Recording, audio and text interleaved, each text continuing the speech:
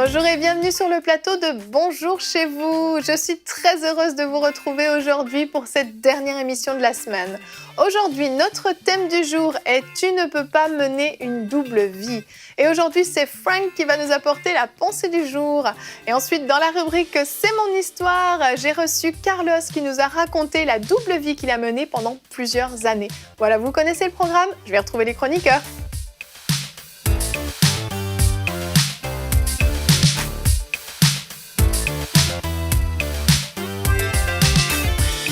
Hello tout le monde! Bonjour Evelyne! Comment allez-vous aujourd'hui? Très bien. Bon vendredi. Très bien, c'est un bon vendredi. Il y a des mauvais vendredis, là c'est un bon. C'est un très très bon. Très très bon, ok, Ouais. Merveilleux, on est content pour toi Aurélie. Aujourd'hui, on va parler de ces personnes qui mènent une double vie, qui le dimanche à l'église ont l'air de monsieur et madame chrétiens comme tout le monde et qui finalement dans le lieu secret mènent une double vie, ont vraiment certains vices cachés et aujourd'hui vraiment on prie que le Saint-Esprit puisse faire son œuvre dans vos cœurs à vous qui nous écoutiez pour pouvoir sortir de cette double vie dans laquelle vous vous sentez finalement piégé, qui est absolument inconfortable pour vous. Donc je crois vraiment que le Seigneur va aujourd'hui vous délivrer et puis vous amener à une repentance sincère. Et Frank, tu vas nous parler de tout ça dans la pensée du jour.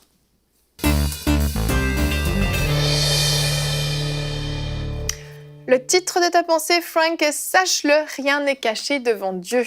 En effet, et c'est une pensée très simple aujourd'hui pour ce beau vendredi. Sache-le, rien n'est caché devant Dieu. Et puis en fait, vous pouvez lire dans Actes chapitre 5 et les versets 1 à 6 l'histoire de Ananias et Saphira, sa femme, qui ont menti au sujet de la propriété qu'ils avaient vendue parce qu'ils voulaient bien paraître. Et puis en fait, il y a eu une grosse conséquence à leurs actions et ils voulaient vivre en fait dans l'hypocrisie. Et il y a toutes sortes de double vie qu'on peut y avoir. Et puis aujourd'hui, qu'est-ce que je voudrais vous rappeler, c'est qui sommes-nous pour penser qu'on peut cacher quoi que ce soit à Dieu?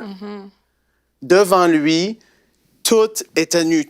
Il n'y a rien que tu peux lui cacher. Peu importe ce que tu as fait dans le passé, ce que tu médites faire dans le futur, Dieu le sait. Et puis ça, je veux t'apporter cette pensée-là aujourd'hui. Tu ne peux rien cacher devant Dieu. Et on peut voir une histoire qui est très intéressante. C'est dans le livre de Daniel. Et on va lire juste un passage ensemble parce que ça nous montre à quel point Dieu est tout-puissant et à quel point Dieu connaît tout, sait tout et tu ne peux rien lui cacher. Dans Daniel, chapitre 2 et le verset 19 à 22, on peut lire « Alors le secret fut révélé à Daniel. » Et en fait, c'est le roi qui avait eu un songe et il voulait savoir quel était ce songe qu'il avait eu. Et puis, je veux dire, si tu as eu un rêve hier, qui pourrait te dire c'était quoi ce rêve-là si toi-même tu t'en rappelles pas?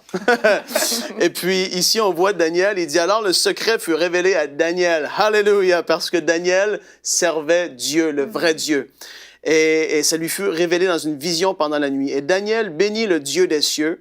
Daniel prit la parole et dit, « Béni soit le nom de Dieu d'éternité en éternité. À lui appartiennent la sagesse et la force. C'est lui qui change les temps et les circonstances, qui renverse et qui établit les rois, qui donne la sagesse aux sages et la science à ceux qui ont de l'intelligence. Il révèle ce qui est profond et caché.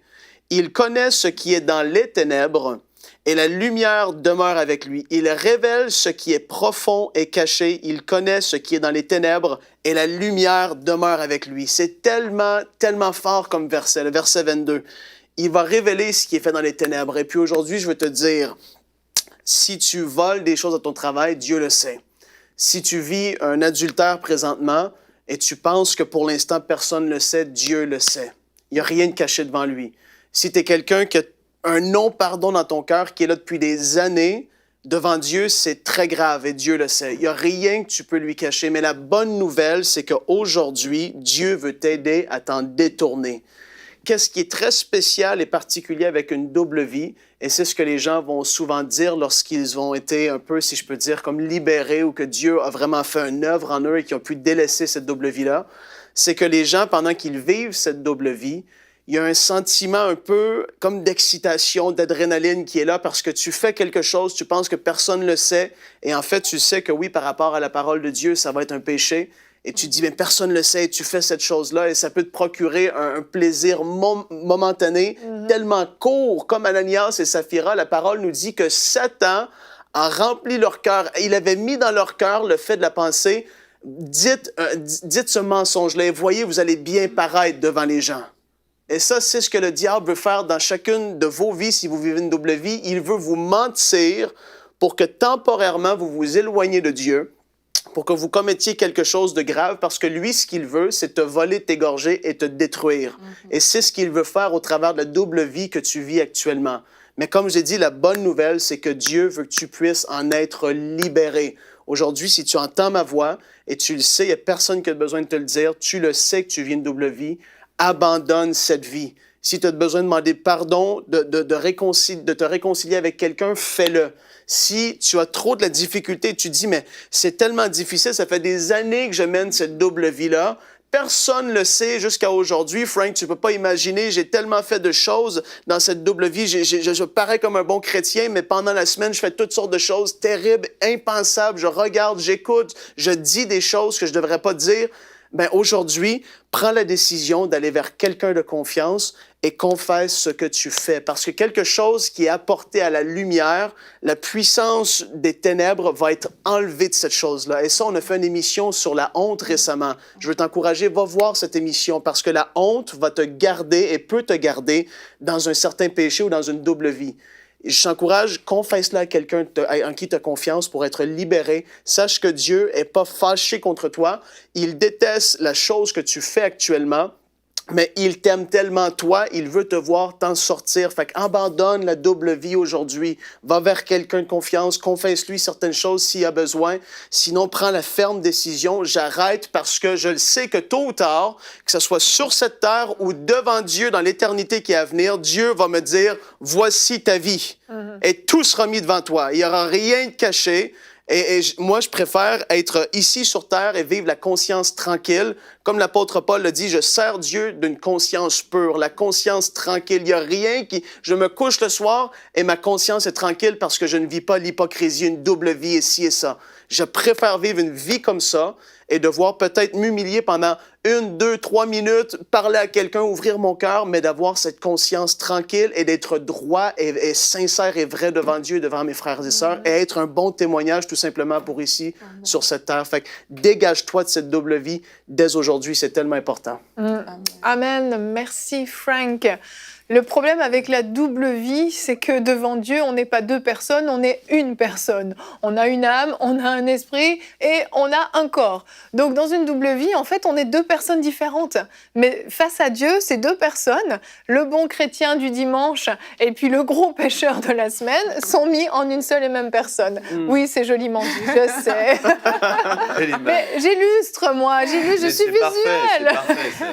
Et en fait, devant Dieu, on est une seule et même personne. Et le problème, c'est que si on croit qu'on peut cacher, dissimuler quelque chose à Dieu, on se trompe vraiment nous-mêmes et on méprise qui est Dieu. On méprise sa grandeur, on méprise sa toute-puissance, on méprise tout de lui parce qu'on ne peut rien lui cacher. Il connaît mieux lui-même les profondeurs de nos pensées, de notre cœur que nous-mêmes. Alors comment on pourrait croire qu'on peut, parce qu'on est chez nous, la porte de notre chambre fermée, personne ne sait ce qui se passe et Dieu ne nous voit pas. Et notre verset du jour le dit très bien, Ésaïe 29, 15. « Malheur à ceux qui cherchent à s'éloigner le plus possible de l'Éternel afin de lui cacher leurs intentions, qui agissent dans les ténèbres et qui disent « Qui peut nous voir? Qui peut savoir ce que nous faisons ?» Peut-être que personne ne peut vous voir à part Dieu. Et au final, c'est ça le plus important. Oui, et puis moi, quand je lis ce verset, il y a des personnes qui vivent une double vie, elles ont décidé en fait d'élever les hommes plus que Dieu. Là, tu disais qu'on ne peut pas mépriser Dieu. Et beaucoup qui vivent une double vie, c'est parce qu'elles ont peur aussi parfois des conséquences de leur action qu'elles sont en train de poser dans le secret. Et c'est des personnes en fait au final qui ont peur de la réaction des hommes par rapport à Dieu. Donc, elles ont élevé les hommes à un niveau supérieur par rapport à Dieu en se disant, mais dès que ces personnes-là vont connaître mon histoire, mais voici les conséquences. Pour certains, ils se disent, mais je suis déjà allé trop loin au niveau de la double vie. Et même certaines personnes se disent, mais on va me juger. Comment est-ce qu'on va me regarder par rapport à ça? Et en fait, en faisant ça, sans le savoir, on est en train d'élever les personnes autour de nous par rapport à Dieu. Parce que Dieu, il sait. Et Dieu, comme Frank l'a dit, a un cœur rempli d'amour. Le cœur de Dieu est là pour nous, pour sortir en fait les personnes qui vivent des tourments comme ça, mais il est là pour venir te libérer, pour te racheter. Mais quand tu choisis d'élever des hommes, un homme ne peut pas, c'est pas un homme en fait qui peut t'arracher de ta double vie. Les hommes sont des canaux, comme Frank disait, tu peux aller voir quelqu'un de confiance, mais ultimement, c'est Dieu qui est là en fait pour secourir. Et parfois, commencer à le dire à Dieu, commencer à dire à Dieu, Seigneur, voici ma vie devant toi, je te parle de ça, voici ce que je cache. Aide-moi, Seigneur.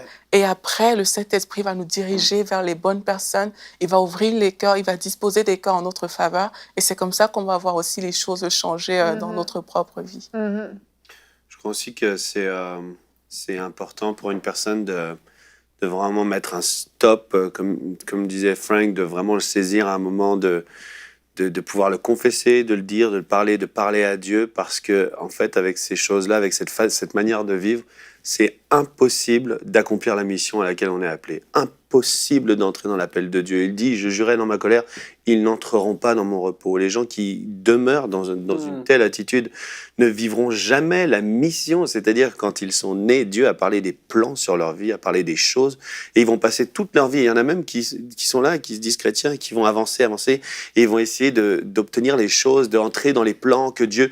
Mais ils n'y entreront pas, ils n'entreront pas dans la mission ultime que Dieu leur a confiée. C'est impossible. Donc, aussi longtemps qu'on laisse ce péché, cette manière de vivre, qu'on la laisse s'exprimer dans notre vie, on se retrouve dans une situation où on a l'impression de vivre notre vie, mais en fait, on ne la vit pas du tout. On ne vit pas du tout la vie que Dieu a préparée pour nous. On vit une autre vie et un jour, on meurt. On meurt et on peut se retrouver devant Dieu et malheureusement ne pas aller au bon endroit. Ne pas aller près de Dieu, pas aller vivre sa vie près de Dieu. Parce que toute la vie, on a lutté avec ça et puis on n'a jamais baissé les armes et demandé à Dieu du secours, comme disait Aurélie. C'est tellement important. C'est impossible de vivre la mission, impossible de vivre sa vraie vie si on vit comme ça. C'est vrai. Le monde dans lequel on vit actuellement, c'est un monde qui ne connaît pas Dieu. On se retrouve un peu comme à l'époque de Noé, qui était un prédicateur de la justice. Et il y a toutes sortes d'influences. La Bible dit qu'il y a un esprit qui agit aujourd'hui. Et il agit à travers les fils de la rébellion. Et la Bible dit que nous qui avons connu Dieu, il y a le vieil homme qui voudrait peut-être revenir, mais le vieil homme, il faut le laisser aller là où il est. On est censé vivre une vie nouvelle. Et à cause de cet esprit qui agit aujourd'hui dans les fils de la rébellion, dans le siècle présent, etc., il y a des choses qui sont en train d'être dites, prononcées, crues, proclamées, ordonnées, légalisées partout dans le monde et qui sont en dehors de ce que Dieu nous dit dans sa parole. Et si on ne veille pas, si on ne fait pas attention, si on n'est pas dans la parole de Dieu et dans la prière, on va se faire séduire et on va appeler le mal bien et on va appeler le bien mal. Mais il y a des choses qui la nature elle-même nous enseigne. Qu'on connaisse Dieu ou pas, la nature elle-même nous enseigne l'existence de Dieu, la pureté, la sainteté, la bienséance, le fait de bien se comporter les uns avec les autres, de ne pas tuer, la nature nous l'enseigne, de ne pas voler, la nature nous l'enseigne, l'amour, la nature nous l'enseigne, la sainteté, la nature nous l'enseigne. Il y a des choses que l'homme n'est pas censé faire et qu'on voit aujourd'hui, qu'on promeut, on en fait la promotion un peu partout dans les gouvernements, des choses que l'homme n'aurait jamais dû faire parce qu'il est né pour plus que ça. Il est né pour la pureté, il est né pour pouvoir jouir de cette vie sans être obligé de se souiller et de se salir à faire des choses qu'il n'aurait jamais dû faire. Le vol, c'est une souillure. On n'aurait jamais dû voler, on n'aurait jamais dû tuer, on n'aurait jamais dû pratiquer toutes sortes d'immoralités sexuelles à laquelle des choses qui font honte. Et des fois, effectivement, on voit ça dans des églises avec des gens parfois qui n'ont pas connu Dieu, ils ne sont pas nés de nouveau. Mais certains, oui. Un homme que je connais prêchait dans une église très traditionnelle, sur la crainte de Dieu, la sainteté. Un homme est venu le voir à la fin de la réunion, il lui a dit, il s'est confessé de son péché. C'était abominable. Cet homme-là, avec des amis, allait dans des cimetières, il ouvrait les tombes et il avait des relations sexuelles avec ses morts, ses cadavres. Des choses abominable. Je suis désolé, on pourra me dire demain, et le monde pourra me dire, le gouvernement pourra dire, non mais c'est pas grave, vous pouvez le faire. C'est pas la volonté de Dieu, c'est pas le cœur de Dieu pour l'homme de se retrouver dans des situations semblables. Il y a des choses que les gens font aujourd'hui, des actions qu'ils posent dans leur sexualité, dans leur vie de tous les jours. C'est pas le cœur de Dieu pour eux. Ils sont nés pour quelque chose de plus glorieux, de plus beau, de plus saint, de plus pur, qui va amener, qui est là pour amener du bien à l'humanité, qui est là pour amener du bien dans la vie de l'homme et de l'individu. Et si on se met en accord avec sa parole, avec ce qu'il dit et avec ce qu'il nous enseigne à travers la nature, on va être poussé vers des choses qui sont bonnes et qui vont faire avancer l'humanité. C'est ça. Et il y a une vraie souffrance pour ces personnes-là qui vivent dans une double vie, parce qu'en fait, c'est au summum de l'inconfortable, d'avoir toujours peur de se faire prendre finalement, d'avoir toujours peur qu'on nous dénonce, que notre vie soit dévoilée, et particulièrement dans l'Église, à savoir que peut-être un frère, une sœur va avoir une parole de connaissance pour nous, va avoir un songe. Il y a toutes ces craintes, et puis il y a cette souffrance de savoir qu'on est hypocrite, et tant qu'on n'a pas étouffé notre conscience, on est dans une souffrance. Certains sont allés plus loin, il n'y a même plus de souffrance parce que la conscience est complètement étouffée. Mais je veux m'adresser à ceux qui se sentent vraiment concernés par ce qu'on est en train de dire.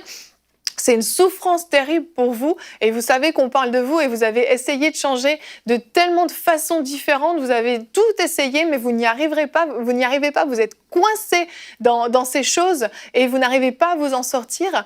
Je vous invite à regarder le témoignage qui suit, un frère, Carlos, qui est dans l'église, et vous allez voir comment Dieu l'a sorti d'une double vie qu'il a menée pendant des années. Je vous laisse écouter son témoignage dans la rubrique « C'est mon histoire ».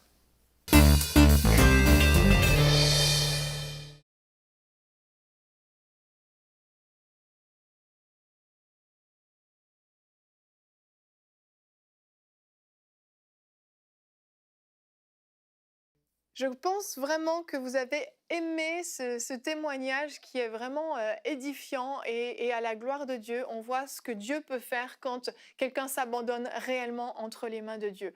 Et vous à la maison, si ce témoignage vous a touché, certainement le frère Carlos nous a parlé d'une situation particulière qui était la sienne. Vous n'êtes peut-être pas dans la même situation que lui, mais vous menez aussi une double vie. Vous avez vraiment la possibilité de vous en sortir en faisant comme lui, simplement en vous abandonnant réellement entre les mains de Dieu, en faisant de Jésus-Christ pas seulement votre sauveur, mais votre Seigneur aussi. Puis en faisant tomber cette idolâtrie, quel changement. Vous désirez tellement changer que ça devient une obsession dans votre vie. Je dois changer, je dois changer, je dois changer. Mais à partir d'aujourd'hui, au lieu de fixer vos regards sur ce que vous devez changer, ce que vous devez bouleverser dans votre vie, la personne que vous n'êtes pas, vous pouvez fixer vos yeux sur le Seigneur. Et plus vous allez vous approcher de Dieu, vous allez être transformés de gloire en gloire à l'image de Jésus-Christ.